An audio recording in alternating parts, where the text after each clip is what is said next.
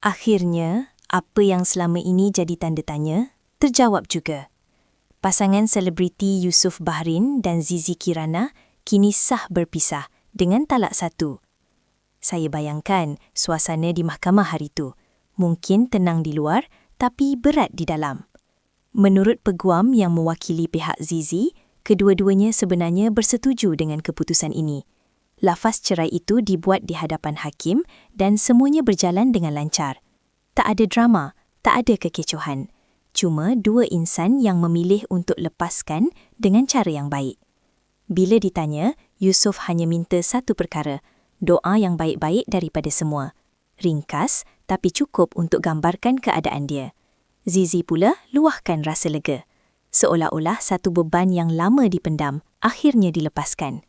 Dia juga sempat minta maaf, mungkin kepada semua yang mengikuti perjalanan mereka, yang tertanya-tanya selama ini. Sebenarnya, sebelum ini pun ramai dah mula perasan. Bila mereka tak lagi follow satu sama lain di media sosial dan tak sambut raya bersama, dari situ spekulasi mula timbul. Dan hari ini, semuanya terjawab. Untuk rekod, mereka mendirikan rumah tangga pada 19 September 2021.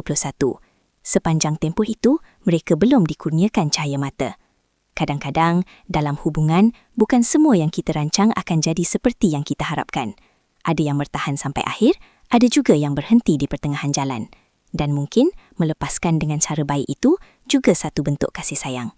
Korang rasa, bila dua-dua dah setuju untuk berpisah, itu tanda mereka dah cuba yang terbaik atau sebenarnya masih ada yang belum selesai? Terima kasih kerana menonton Chua Viral TV.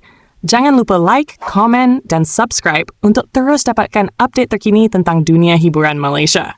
Jumpa lagi di video seterusnya. Stay tuned untuk lebih banyak kisah sensasi.